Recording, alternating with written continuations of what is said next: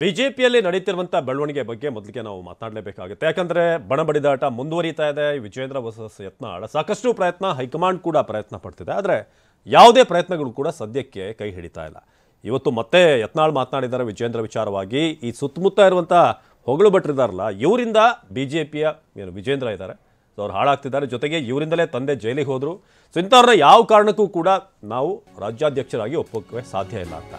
So ರಾಜ್ಯ ಬಿಜೆಪಿಯಲ್ಲಿ ಈಗ ಈ ರಾಜಕೀಯದ ಬೆಂಕಿ ಧಗಧಗಿಸ್ತಾ ಇದೆ. ವಿಜೇಂದ್ರ ಟೀಮ್ ವಿರುದ್ಧ ಮತ್ತೆ ಯತ್ನಾಳ್ ಟೀಮ್. ಒಂದ್ ಕಡೆ ರಮೇಶ್ ಜಾರಕಿಹೊಳಿ, ಒಂದ್ ಕಡೆ ಯತ್ನಾಳ್. ರಮೇಶ್ ಜಾರಕಿಹೊಳಿ ಬಗ್ಗೆ ಹಗುರವಾಗಿ ಮಾತನಾಡಿದ್ದು ಯಾರು ಅಂತ ಪ್ರಶ್ನೆ ಮಾಡಿದ್ದಾರೆ. ಅದಕ್ಕೆ ರಮೇಶ್ ಜಾರಕಿಹೊಳಿ ಸರಿಯಾಗಿ ಉತ್ತರ ಕೊಟ್ಟಿದ್ದಾರೆ. ವಿಜೇಂದ್ರ ನೀನೊಬ್ಬ ಬಚ್ಚ ಅಂತ ಹೇಳಿದಂತ ವಿಚಾರ. ವಿಜೇಂದ್ರ ಬಚ್ಚ ಅಂತ ಹೇಳಿದ್ದಕ್ಕೆ ರಮೇಶ್ ಜಾರಕಿಹೊಳಿ ಪರ ಯತ್ನಾಳ್ ಬ್ಯಾಟ್ ಮಾಡಿದ್ದಾರೆ. ಕರೆಕ್ಟಾಗಿ ಹೇಳಿದ್ದಾರೆ, ಯಾವುದೇ ತಪ್ಪಿಲ್ಲ ಅದರಲ್ಲಿ ಅಂತ. ಆಕ್ಷನ್ ಹೇಗಿರುತ್ತೋ ರಿಯಾಕ್ಷನ್ ಹಾಗೆ ಇತ್ತು, ವಾಪಸ್ ಬರುತ್ತೆ ರಿಯಾಕ್ಷನ್ ಅಂತ. ರಮೇಶ್ ಪರ ಯತ್ನಾಳ್ ಬ್ಯಾಟಿಂಗ್, ವಿಜೇಂದ್ರಗೆ ಟಾಂಗ್. ರಾಜ್ಯ ಬಿಜೆಪಿಯಲ್ಲಿ ಈ ಬಣ ಬಡಿದಾಟ ಮತ್ತೆ ಧಗಧಗಿಸ್ತಾ ಇದೆ. ವಿಜೇಂದ್ರ ತಪ್ಪಿನಿಂದ ಯಡಿಯೂರಪ್ಪ ಜೈಲಿಗೆ ಹೋಗಿದ್ದಾರೆ. ವಿಜಯಪುರದಲ್ಲಿ ವಿಜೇಂದ್ರ ವಿರುದ್ಧ ಮತ್ತೆ ಯತ್ನಾಳ್ ರೋಷಾಗ್ನಿ ಹೊರಹಾಕಿದ್ದಾರೆ. ಬಿಎಸ್ವೈ ಸಿಎಂ ಆಗಿದ್ದಾಗ ವಿಜೇಂದ್ರ ನಕಲಿ ಸಹಿ ಮಾಡಿದ್ದಾನೆ, ಆ ಕಾರಣಕ್ಕೆ ಬಿಎಸ್ವೈ ಜೈಲಿಗೆ ಹೋಗುವಂತಾಯ್ತು ಅಂತ. ಬನ್ನಿ ಯತ್ನಾಳ್ ಏನು ಹೇಳಿದ್ರು ಈ ಬಗ್ಗೆ ನೋಡೋಣ. ನೋಡಿ, ರಮೇಶ್ ಜಾರಕಿಹೊಳಿ ಅವ್ರ ಬಗ್ಗೆ ಹಗುರವಾಗಿ ಮಾತಾಡಿದವ್ರು ಯಾರು? ಮೊದಲು ರಸ್ತೆಯಲ್ಲಿ ಅಡ್ಡಾಡಾರ್ದಂಗೆ ಮಾಡ್ತೀನಿ ಅಂದವ್ರು ಯಾರು? ಮತ್ತು ಅದಕ್ಕೆ ಉತ್ತರ ಕೊಟ್ಟಾರ. ತಪ್ಪೇನೈತಿ? ಯಾವಾಗಲೂ ಹೆಂಗೆ ನಾವು ಸವಾಲು ಹಾಕ್ತೀರಿ ಹಂಗೆ ಉತ್ತರ ಸಿಕ್ಕೇ ಸಿಗ್ತದೆ. ಉತ್ತರ ಕರ್ನಾಟಕದ ಮಂದಿ ನಾವು ಹಂಗೆ ರೀ. ಇವ್ರ ಹೆಂಗೆ ಸೂಕ್ಷ್ಮ ಮಾತಾಡೋದು ಗೊತ್ತಿಲ್ಲ ನಮಗೆ. ನಾವು ಹಿಂಗೆ ಮಾತಾಡೋರು. ಒಬ್ಬನೇ ಬರ್ತೀನಿ ಅಂತ ಹೇಳಿದಾರೆ. ಒಬ್ಬನೇ ಬರ್ತೀನಿ, ನಾನು ಶಿಕಾರಿಪುರಕ್ಕೆ ಬರ್ತೀನಿ, ಒಬ್ಬನೇ ಬರ್ತೀನಿ. ಹೌದು, ಒಬ್ಬನೇ ಬರ್ತೀವಿ. ಹೌದು, ಹಂಗೆ ಐತಿ. ನಾವು ಗೋಕಾಕ್ ಹೋದಾಗ ಸತೀಶ್ ಜಾರಕಿಹೊಳಿ ನಾನು ಒಬ್ಬನೇ ಬರ್ತೀನಿ ಅಂತ ಹೇಳಿದ್ದೆ. ನಮ್ಗೆ ಅಷ್ಟು ಧೈರ್ಯ ಏನಿದೆ? ಇವನು ಒಪ್ಕೊಳಕ್ ಆಗೋದಿಲ್ರಿ. ನಾವು ಯಾರ ಅಪ್ಪನ್ನೇ ಜೈಲಿಗೆ ಹಾಕೋದನ್ನ ಹೆಂಗೆ ಒಪ್ಕೋತೀರಿ? ಅವ್ರ ಅಪ್ಪಂದೇ ಡೂಪ್ಲಿಕೇಟ್ ಸಹಿ ಮಾಡ್ಯಾರ ಅಂತೇಳಿ ಕಾಂಗ್ರೆಸ್ ಹರಿಪ್ರಸಾದ್ ಮುಖ್ಯಮಂತ್ರಿ ಸಹಿ ಡೂಪ್ಲಿಕೇಟ್ ಮಾಡ್ಯಾರ ಅಂತ ಹೇಳೋದಂತವ್ರು ನಾವು ಒಪ್ಲಕ್ಕೆ ಸಾಧ್ಯ ಇಲ್ಲ. ನಮ್ಮ ಪಕ್ಷ ಅಂಥದಕ್ಕೆ ಅವಕಾಶ ಕೊಡೋದಿಲ್ಲ. ಹೈಕಮಾಂಡ್ ಗಂಭೀರವಾಗಿ ತಗೋಬೇಕು. ಅವ್ರ ಅಪ್ಪನ ಸಹಿ ಮಾಡಿದ ತಪ್ಪಿನಿಂದ ಅವ್ರ ಅಪ್ಪ ಜೈಲಿಗೆ ಹೋದ. ಈಗ ಹೊರಗಟ್ಟೆ ಪೂಜೆ ತಂದಿವ್ರತ್ತಾನ ಮನ್ಯಾಗೆ ಸುಮ್ಮ ಕೂತ್ಕೊರೋ ಮುಗಿದಿದೆ ಮುದಿಯಾತಾನ. ನಿಮ್ಮ ಮುಂದೆ ಮತ್ತೆ ಪತ್ರಕರ್ತರು ಸಭಾದಾಗ ಅಟ್ಟೆ ಪೂಜ್ಯ ತಂದೆಯವರು, ನಮ್ಮ ಪೂಜ್ಯ ತಂದೆಯವರು ಕಾಲಿಗೆ ಚಕ್ರ ಕಟ್ಟೋಣ ಅಂತ ಹೇಳ್ತಾನೆ. ಮನ್ಯಾಗ ಅಪ್ಪಾಜಿ ಎಲ್ಲ ಅಪ್ಪಾಜಿ ಅನ್ನೋದಿಲ್ಲ, ಅವ್ರು ಅಣ್ಣ ಆತಾರ. ಹಾಂ, ಮನ್ಯಾಗ ಒಂದು ಬೇರೆ ಐತಿ, ಹೊರಗೆ ಪೂಜೆ ತಂದೇವ್ರು ಅಟ್ಟೆ. ಅಲ್ಲಿ ಹೊರಗೆ ಒಳಗಂತೂ ಏನೂ ಕಿಮ್ಮತ್ತಿಲ್ಲ. ಯಾಕಂದ್ರೆ ಅವ್ರ ಅಪ್ಪಂದು ಎಲ್ಲ ಗುರ್ತದೆ. ಆ ಭಯದಿಂದ ಯಡಿಯೂರಪ್ಪ ಅವ್ರಿಗೆ ನಾನು ಸಲಹೆ ಕೊಡ್ತೀನಿ. ಅವ್ರೇನು ಭಾಳ ದೊಡ್ಡವರಲ್ಲ, ನಾವು ಅವ್ರ ಕೂಡ ಪಾರ್ಟಿ ಕಟ್ಟಿವಿ. ನಿಮ್ಮ ಮಗನ ವ್ಯಾಯಾಮ ಬಿಡ್ರಿ, ಪಕ್ಷ ಕಟ್ರಿ.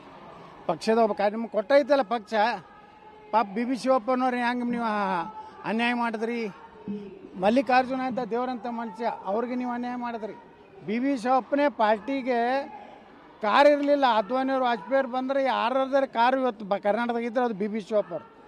ಒಬ್ಬ ದೊಡ್ಡ ಕಾಫಿ ಎಸ್ಟೇಟ್ ಮಾಲೀಕರು. ಅವ್ರನ್ನ ಪೂರ್ತಿ ಮಣ್ಣಾಗಿಟ್ರಿ ನೀವು ನಿಮ್ಮ ಸ್ವಾರ್ಥ ಸಲ. ಅದಕ್ಕೆ ಇದನ್ನೆಲ್ಲ ಬಿಡ್ರಿ ಯಡಿಯೂರಪ್ಪರೇ. ಆರಾಮ್ ನಿಮ್ಮ ಮೊಮ್ಮಕ್ಕಳ ಜೋಡಿ ಆಟ ಆಡ್ಕೋತ್ಕೊಂಡ್ರಿ. ಈ ದುರಾಶೆ ಬಿಡಿ. ನಿಮ್ಮ ಮಗ ಅದಕ್ಕೆ ಅರ್ಹನಿಲ್ಲ, ಯೋಗ್ಯನಿಲ್ಲ. ಯಾವಾಗ ನಿಮ್ಮ ಸಹಿಯೇ ಮಾಡಿ ನಿಮಗೆ ಗುರ್ತಿಲ್ಲಾರ್ದೇ ಅನೇಕ ಫೈಲ್ ಕ್ಲಿಯರ್ ಮಾಡಿದ್ರಿಂದ ನೀವು ಜೈಲಿಗೆ ಹೋಗಿರಿ.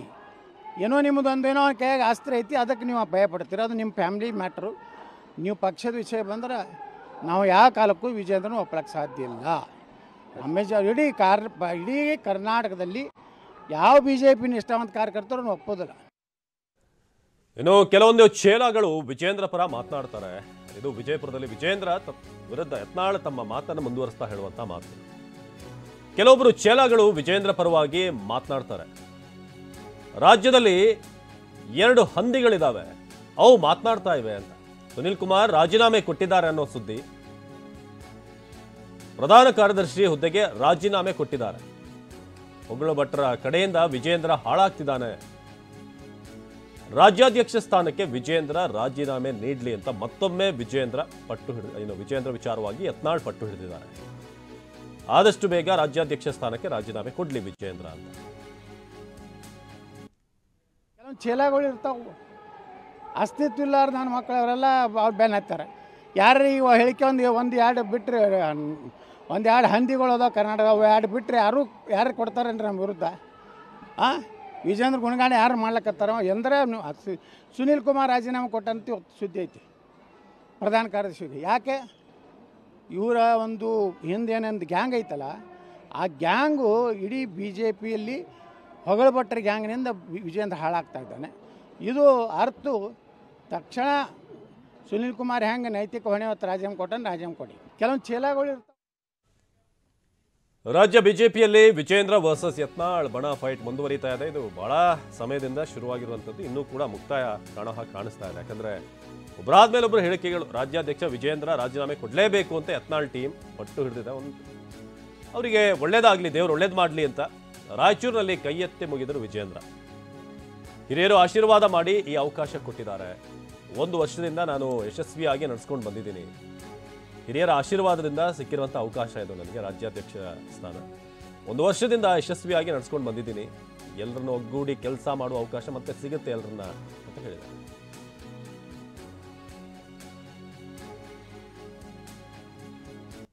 ಭಾರತೀಯ ಜನತಾ ಪಕ್ಷ ಬಿಜೆಪಿನಲ್ಲಿ ಇವತ್ತು ಪಕ್ಷದ ಎಲ್ಲ ಹಿರಿಯರು ನನಗೆ ಆಶೀರ್ವಾದ ಮಾಡಿ ಒಂದು ಜವಾಬ್ದಾರಿಯನ್ನು ಕೊಟ್ಟಿದ್ದಾರೆ. ಕಳೆದ 1 ವರ್ಷದಲ್ಲಿ ಯಶಸ್ವಿಯಾಗಿ ನಾನು ನಡೆಸ್ಕೊಂಡು ಬಂದಿದ್ದೇನೆ. ನನಗೆ ಸಂಪೂರ್ಣ ವಿಶ್ವಾಸ ಇದೆ, ಎಲ್ಲ ಹಿರಿಯರು ಮತ್ತೊಮ್ಮೆ ಆಶೀರ್ವಾದ ಮಾಡ್ತಾರೆ. ಎಲ್ಲರನ್ನೂ ಕೂಡ ಜೋಡಿಸ್ಕೊಂಡು ಪಕ್ಷವನ್ನು ಮುನ್ನಡೆಸ್ತಕ್ಕಂಥ ಕೆಲಸ ಮಾಡೋದಕ್ಕೆ ಮತ್ತೊಮ್ಮೆ ಅವಕಾಶ ಸಿಗ್ತದೆ ಅಂತೇಳಿ ನಂಗೆ ವಿಶ್ವಾಸ ಇದೆ. ಅವ್ರಿಗೆ ಒಳ್ಳೇದು ಮಾಡಲಿ, ಭಗವಂತ ಒಳ್ಳೇದು ಮಾಡಲಿ ಅಂತ ನಾನು ಪ್ರಾರ್ಥನೆ ಮಾಡ್ತೀನಿ. ಭಾರತೀಯ ಜನತಾ ಪಕ್ಷ ಅವ್ರಿಗೆ ಒಳ್ಳೇದು ಮಾಡಲಿ, ಭಗವಂತ ಒಳ್ಳೇದು ಮಾಡಲಿ ಅಂತ ನಾನು ಪ್ರಾರ್ಥನೆ ಮಾಡ್ತೀನಿ. ಅವ್ರಿಗೆ ಒಳ್ಳೇದು ಮಾಡಲಿ, ಭಗವಂತ ಒಳ್ಳೇದು ಮಾಡಲಿ ಅಂತ ನಾನು ಪ್ರಾರ್ಥನೆ ಮಾಡ್ತೀನಿ. ಅವ್ರಿಗೆ ಒಳ್ಳೇದು ಮಾಡಲಿ, ಭಗವಂತ. ಇನ್ನು ಬಿಜೆಪಿಯಲ್ಲಿನ ಬಣಬಡಿದಾಟ ಒಪ್ಪಿಕೊಂಡಂತ ಶೆಟ್ಟರ್ ಬಿಜೆಪಿಯಲ್ಲಿ 100ಕ್ಕೆ 100 ಸರಿ ಇದೆ ಅಂತ ನಾನು ಹೇಳಲ್ಲ ಅಂತ ಬೆಳಗಾವಿಯಲ್ಲಿ ಬಿಜೆಪಿ ಸಂಸದ ಜಗದೀಶ್ ಶೆಟ್ಟರ್ ಹೇಳಿಕೆ ಕೊಟ್ಟರು. ಈ ಬಿಜೆಪಿಯಲ್ಲಿರುವಂಥ ಒಳ ಜಗಳದ ಬಗ್ಗೆ ಶೆಟ್ಟರ್ ಒಪ್ಕೊಂಡಿದ್ದಾರೆ. ಹೌದು, ಎಲ್ಲವೂ ಕೂಡ ಪರ್ಫೆಕ್ಟ್ ಆಗಿದೆ ಅಂತ ನಾನು ಹೇಳೋಕೆ ಹೋಗಲ್ಲ, 100ಕ್ಕೆ 100 ಸರಿ ಇದೆ ಅಂತ. ಇದು ಬೆಳಗಾವಿಯಲ್ಲಿ ಬಿಜೆಪಿ ಸಂಸದ ಜಗದೀಶ್ ಶೆಟ್ಟರ್ ಈ ಹೇಳಿಕೆಯನ್ನು ಕೊಟ್ಟರು. ಸಮಸ್ಯೆಗಳ ಬಗ್ಗೆ ವರಿಷ್ಠರು ನೋಡ್ತಿದ್ದಾರೆ, ಸರಿ ಮಾಡ್ತಾರೆ ಅಂತ ವಿಶ್ವಾಸ ವ್ಯಕ್ತಪಡಿಸಿದರು. ಹೇಳ್ತೀನಿ, ಈಗ ಇದ್ರ ಬಗ್ಗೆ ಪಕ್ಷದೊಳಗೆ ಭಾರತೀಯ ಜನತಾ ಪಾರ್ಟಿ ಒಳಗೆ ಎಲ್ಲವೂ 100ಕ್ಕೆ 100 ಸರಿ ಅಂತ ನಾನು ಇನ್ನೂ ಹೇಳೋದೂ ಇಲ್ಲ. ಅದಕ್ಕೆ ಅದು ಏನು ಸಮಸ್ಯೆಗಳಿದಾವೆ ಅದನ್ನು ಈಗಾಗಲೇ ವರಿಷ್ಠರು ಗಮನಿಸ್ತಾ ಇದ್ದಾರೆ ಮತ್ತು ಸೂಕ್ತ ಸಮಯದಲ್ಲಿ ಸೂಕ್ತ ನಿರ್ಧಾರಗಳು ಕೈಗೊಳ್ತಾರೆ. ನಾನು ವೈಯಕ್ತಿಕವಾದಂಥ ಹೇಳಿಕೆ ಬಗ್ಗೆ ಎಂದೂ ಕಮೆಂಟ್ ಮಾಡೋಕ್ಕೆ ಹೋಗೋದಿಲ್ಲ. ಅವರವ್ರ ಹೇಳಿಕೆ ಅವ್ರಿಗೆ ಬಿಟ್ಟಿದ್ದು. ಪಕ್ಷ ಏನು ಯಾವುದು ನಿರ್ಧಾರ ಕೈಗೊಂಡ್ರೆ ಸರಿ ಮಾಡಲಿಕ್ಕೆ ಎಲ್ಲ ರೀತಿ ಪ್ರಯತ್ನ ಮಾಡ್ತಾರೆ.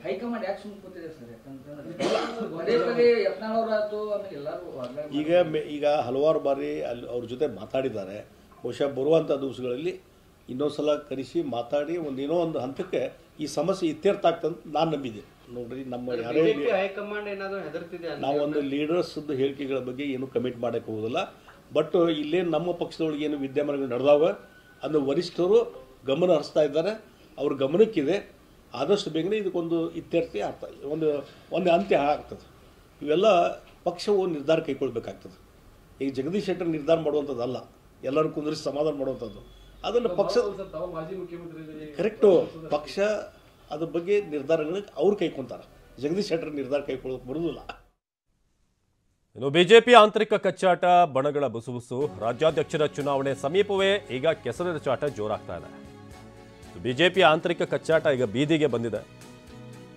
ರಾಜ್ಯಾಧ್ಯಕ್ಷರ ಚುನಾವಣೆ ಸಮೀಪವೇ ಕೆಸರಿನ ಚಾಟ. ಹೇಳಿ ಕೇಳಿ ನಮ್ದು ಶಿಸ್ತಿನ ಪಕ್ಷ ಅಂತ ಬಿಜೆಪಿಯವರು ಆಗಾಗ ಹಲವಾರು ಬಾರಿ ಹೇಳ್ಕೊಂಡಿದ್ದಾರೆ.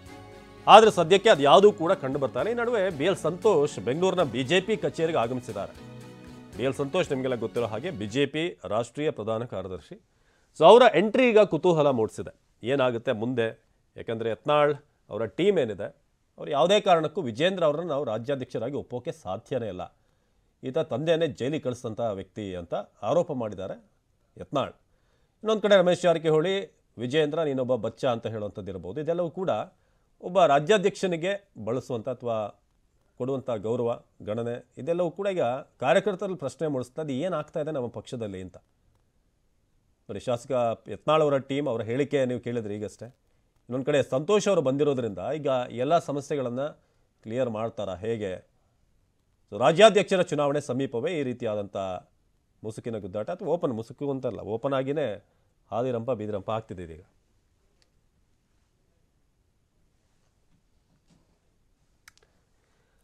ನಮ್ಮ ಪ್ರತಿನಿಧಿ ಸುನಿಲ್ ಈ ಬಗ್ಗೆ ಹೆಚ್ಚಿನ ಮಾಹಿತಿಯನ್ನು ನೀಡ್ತಾರೆ ನೇರ ಸಂಪರ್ಕದಲ್ಲಿ. ಸುನಿಲ್, ಆಗಲೇ ನಾನು ಹೇಳ್ತಾ ಇದ್ದೆ, ಬಿಜೆಪಿ ಅಂತಂದ್ರೆ ಬಿಜೆಪಿ ನಾಯಕರು ಹೇಳುವಂಥ ಪ್ರಕಾರ ನಮ್ಮದು ಶಿಸ್ತಿನ ಪಕ್ಷ, ಏನಿದ್ರೂ ಕೂಡ ಹೈಕಮಾಂಡ್ ಒಂದು ಲೈನ್ ಹೇಳಿದ್ರೆ ನಾವು ಯಾವುದನ್ನು ಕೂಡ ದಾಟಲ್ಲ ಅನ್ನೋದಿತ್ತು. ಆದರೆ ವಿಜೇಂದ್ರ ವಿಚಾರವಾಗಿ ನಾವು ನೋಡಿದಾಗ ಅದು ಯಾವುದೂ ಕೂಡ ಪರಿಗಣನೆಗೆ ಬರಲೇ ಇಲ್ಲ. ಯಾಕಂದರೆ ಏನೇ ಹೇಳಿದ್ರು ಕೂಡ ಯತ್ನಾಳ್ ಮಾತಾಡ್ತಿದ್ದಾರೆ, ರಮೇಶ್ ಜಾರಕಿಹೊಳಿ ಬಚ್ಚ ಅಂತಾರೆ ವಿಜೇಂದ್ರಗೆ. ಈಗ ಸಂತೋಷ್ ಕೂಡ ಬಂದು ಎಂಟ್ರಿ ಆಗಿರೋದ್ರಿಂದ ಮೇ ಬಿ ಎಲ್ಲ ಏನು ಬಿಕ್ಕಟ್ಟಿದೆ ಅದೆಲ್ಲವೂ ಕೂಡ ಕ್ಲಿಯರ್ ಆಗುತ್ತಾ? ರಾಜ್ಯಾಧ್ಯಕ್ಷರ ಬದಲಾವಣೆ ಎಷ್ಟರ ಮಟ್ಟಿಗೆ ಸಾಧ್ಯತೆ ಇದೆ, ಏನಾಗ್ಬೋದು ಅಂತ? ಅವಿನಾಶ್, ರಾಜ್ಯ ಕಾಂಗ್ರೆಸ್ನಲ್ಲಿ ಯಾವ ರೀತಿಯಾಗಿ ಒಂದಷ್ಟು ಗುದ್ದಾಟವಿದೆ, ಅದೇಕ್ಕಿಂತ ಹೆಚ್ಚಾಗಿ ಈಗಾಗಲೇ ಶಿಸ್ತಿನ ಪಕ್ಷ ಅಂತ ಹೇಳಲಾಗ್ತದೆ. ಬಿಜೆಪಿಯಲ್ಲೂ ಕೂಡ ಒಂದು ರೀತಿ ಆಂತರಿಕ ಜಗಳ ಆಗ್ಬೋದು, ಬಹಿರಂಗವಾಗಿ ದೊಡ್ಡ ಮಟ್ಟಿಗೆ ಜಗಳ ನಡೀತಾ ಇರೋ. ಅದರಲ್ಲೂ ಪ್ರಮುಖವಾಗಿ ವಿಜೇಂದ್ರ ವರ್ಸಸ್ ಯತ್ನಾಳ್ ಟೀಮ್ ಆಗಿನ ಒಂದು ಸಮರ ಎಂದೇ ಆ ಒಂದು ಸಮರ ತಾರಕಕ್ಕೇರಿದೆ. ಯಾಕೆಂದರೆ ವಿಜೇಂದ್ರ ಅವ್ರನ್ನ ಪಕ್ಷ ರಾಜ್ಯಾಧ್ಯಕ್ಷನ ಸ್ಥಾನದಿಂದ ಕೆಳ ಇಳಿಸೋದೇ ನಮ್ಮ ಗುರಿ ಅಂತೇಳಿ ಒಂದು ಕಡೆ ರಮೇಶ್ ಜಾರಕಿಹೊಳಿ ಹೇಳಿಕೆಯನ್ನು ಕೊಡ್ತಾರೆ, ವಿಜೇಂದ್ರ ಬಚ್ಚ ಅನ್ನೋ ಹೇಳಿಕೆಯನ್ನು ಕೊಡ್ತಾರೆ, ಸವಾಲನ್ನು ಕೂಡ ಹಾಕ್ತಾರೆ. ಅದರ ಬೆನ್ನಲ್ಲೇ ಇವತ್ತು ಯತ್ನಾಳ್ ಅವರು ಕೂಡ ಮುಂದುವರೆದ ಭಾಗವಾಗಿ ಸಾಕಷ್ಟು ವಿಚಾರಗಳನ್ನು ಪ್ರಸ್ತಾಪ ಮಾಡಿ ವಿಜೇಂದ್ರ ಅವರ ವಿರುದ್ಧ ವಾಗ್ದಾಳಿಯನ್ನು ಕೂಡ ನಡೆಸಿರುವಂತು. ವಿಜೇಂದ್ರ ಅವರನ್ನ ಯಾವುದೇ ಕಾರಣಕ್ಕೂ ನಮ್ಮ ರಾಜ್ಯಾಧ್ಯಕ್ಷರು ಅಂತ ಒಪ್ಕೊಳ್ಳಿಕ್ಕೆ ಸಾಧ್ಯವಿಲ್ಲ. ಯಾಕೆಂದ್ರೆ ಅವರ ತಂದೆ ಅಂದ್ರೆ ಪೂಜ್ಯ ತಂದೆಯವರು ಅಂತ ಏನು ಹೇಳ್ತಾರೆ, ಅವರ ತಂದೆಯವರನ್ನೇ ಜೈಲಿಗೆ ಕಳಿಸಿದಂಥವ್ರು ವಿಜೇಂದ್ರ. ಅವರ ಸಹಿಯನ್ನ ನಕಲಿ ಮಾಡಿ ವಿಜೇಂದ್ರ ಅವರು ಅವರ ತಂದೆಯನ್ನ ಜೈಲಿಗೆ ಕಳಿಸಿದ್ರು. ಈ ಒಂದು ಹಿನ್ನೆಲೆ ಅವರನ್ನ ಹೇಗೆ ಒಪ್ಕೊಳ್ಳೋಕೆ ಸಾಧ್ಯ ಅಂತೇಳಿ ಒಂದಷ್ಟು ವಿಚಾರಗಳು, ಆರೋಪಗಳನ್ನು ಕೂಡ ವಿಜೇಂದ್ರ ಅವರ ಮೇಲೆ ಮಾಡ್ತಾ ಇರುವಂತು. ಅಷ್ಟೇ ಅಲ್ಲದೇ ವಿಜೇಂದ್ರ ಅವರ ವಿಚಾರಕ್ಕೆ ಸಂಬಂಧಪಟ್ಟಂತೆ ಈಗಾಗಲೇ ಯಡಿಯೂರಪ್ಪ ಅವರಿಗೆ ಪುತ್ರ ವ್ಯಾಮೋಹ ಎಲ್ಲವೂ ಕೂಡ ಗೊತ್ತಿದ್ರು ಕೂಡ ವಿಜೇಂದ್ರ ಅವರಿಗೆ ಭಯದಿಂದ ಹೆದರ್ಕೊಂಡು ಈ ರೀತಿಯಾಗಿ ಸುಮ್ಮನಿದ್ದಾರೆ. ಪುತ್ರ ವ್ಯಾಮೋಹನ ಬಿಡಬೇಕು, ವಿಜೇಂದ್ರ ಅವರನ್ನ ಯಾವುದೇ ಕಾರಣಕ್ಕೂ ನಾವು ರಾಜ್ಯಾಧ್ಯಕ್ಷ ಅಂತೇಳಿ ಒಪ್ಕೊಳ್ಳೋದಕ್ಕೆ ಸಾಧ್ಯವಿಲ್ಲ, ವಿಜೇಂದ್ರ ಅವರನ್ನ ಇಳಿಸುವುದ ವಿರುದ್ಧ ನಮ್ಮ ಹೋರಾಟ ಅನ್ನೋ ಒಂದು ಹೇಳಿಕೆಯನ್ನು ಬಹಿರಂಗವಾಗಿ ಕೊಟ್ಟಿದ್ದಾರೆ. ಅಷ್ಟೇ ಅಲ್ಲದೆ ಹಿಂದಿನ ವಿಚಾರ ಅಂದ್ರೆ ಮಾಜಿ ಶಾಸಕರಂತ BB ಶಿವಪ್ಪರ ವಿಚಾರವನ್ನು ಕೂಡ ಪ್ರಸ್ತಾಪ ಮಾಡಿರೋ, ದಿವಂಗತರಾಗಿದ್ದಾರೆ, ಅವರ ವಿಚಾರವನ್ನು ಪ್ರಸ್ತಾಪ ಮಾಡಿ ಇವರು ಮುಗಿಸುವಂತೆ ಕೆಲಸವನ್ನು ಬಿಜೆಪಿಯನ್ನ ಮಾಡ್ತಾ ಇದ್ದಾರೆ. ಹಾಗಾಗಿ ಈ ರೀತಿಯ ಚುನಾವಣೆ ನಡೀಲೇಬೇಕು, ಇವರ ವಿರುದ್ಧವಾದ ಹೋರಾಟ ನಮ್ದು ಅನ್ನೋ ಒಂದು ಸಮರವನ್ನು ಕೂಡ ಯತ್ನಾಳ್ ಆಗ್ಬೋದು, ಇನ್ನೊಂದು ಕಡೆ ರಮೇಶ್ ಜಾರಕಿಹೊಳಿ ಅವರು ಕೂಡ ಸಾರಿರುವಂತು. ಇದರ ನಡುವೆ ಒಂದು ಕಡೆ BL ಸಂತೋಷ್ ಆಗ್ಬೋದು, ಬಿಜೆಪಿ ಹೈಕಮಾಂಡ್ ಎಲ್ಲವನ್ನು ಕೂಡ ಗಮನಿಸ್ತಾ ಇದ್ರು ಕೂಡ ಯಾಕೆ ಇನ್ನೂ ಕ್ರಮ ಆಗಿಲ್ಲ ಅನ್ನೋ ಒಂದು ವಿಚಾರಗಳು ಕೂಡ ಈಗಾಗಲೇ ಸಾಕಷ್ಟು ಚರ್ಚೆ ಇದ್ದಾವೆ. ಪ್ರಶ್ನೆ ಕೂಡ ಈಗಾಗಲೇ ಬಿಜೆಪಿ ನಾಯಕರು ಕೂಡ ಮೂಡಿರುವಂಥದ್ದು. ಅದಕ್ಕೆ ಈಗಾಗಲೇ ಆ ವಿಚಾರವನ್ನು ಕೂಡ ಸ್ಪಷ್ಟವಾಗಿ ಒಂದು ಕಡೆ ಜಗದೀಶ್ ಶೆಟ್ಟರ್ ಅವರು ಕೂಡ ಒಪ್ಕೊಂಡಿದ್ದಾರೆ. ಎಲ್ಲವೂ ಕೂಡ ಸರಿ ಇದೆ ಅಂತ ನಾನು ಹೇಳಲಿಕ್ಕೆ ಆಗ್ತಾ ಇಲ್ಲ. ಹೈಕಮಾಂಡ್ ಎಲ್ಲಾ ವಿಚಾರವನ್ನು ಸೂಕ್ಷ್ಮವಾಗಿ ಗಮನಿಸ್ತಾ ಇದೆ ಅಂತ ಹೇಳಿ ಒಂದು ಆಂತರಿಕ ಇದಕ್ಕೆ ವಿಜೇಂದ್ರ ಅವರು ಕೂಡ ನಮ್ಮ ಪಕ್ಷದಲ್ಲಿ ಆಂತರಿಕ ಪ್ರಜಾಪ್ರಭುತ್ವ ಸ್ವಾತಂತ್ರ್ಯ ಇದೆ ಅಂತ ಹೇಳಿದ್ರು ಕೂಡ ಬಹಿರಂಗವಾದ ಕೆರಸೆರಚಡ ಆಗ್ಬೋದು, ಇನ್ನೊಂದು ಕಡೆ ಕಚ್ಚಾಟಗಳಾಗ್ಬೋದು. ಪ್ರಮುಖವಾಗಿ ವಿಜೇಂದ್ರ ಅವರನ್ನ ರಾಜ್ಯಾಧ್ಯಕ್ಷರ ಸ್ಥಾನದಿಂದ ಇಳಿಸಬೇಕು ಅಂತೇಳಿ ಬಹಿರಂಗವಾಗಿ ಯತ್ನಾಳ್ ಆಗ್ಬೋದು, ರಮೇಶ್ ಜಾರಕಿಹೊಳಿ ಒಂದು ರೀತಿ ಸಮರವನ್ನ ಸಾರಿದ್ರೆ ಇದು ಯಾವ ಹಂತಕ್ಕೆ ಹೋಗುತ್ತೆ, ಇದನ್ನ ಡ್ಯಾಮೇಜ್ ಕಂಟ್ರೋಲ್ನ ಬಿಜೆಪಿ ಯಾವ ರೀತಿಯಾಗಿ ಕಂಟ್ರೋಲ್ ಮಾಡುತ್ತೆ ಅಂತ ಹೇಳಿ ಮುಂದಿನ ದಿನಗಳಲ್ಲಿ ಕಾದು ನೋಡಬೇಕಾಗಿರುವಂಥದ್ದು. ಅವಿನಾಶ್, ಧನ್ಯವಾದ ಸುನಿಲ್.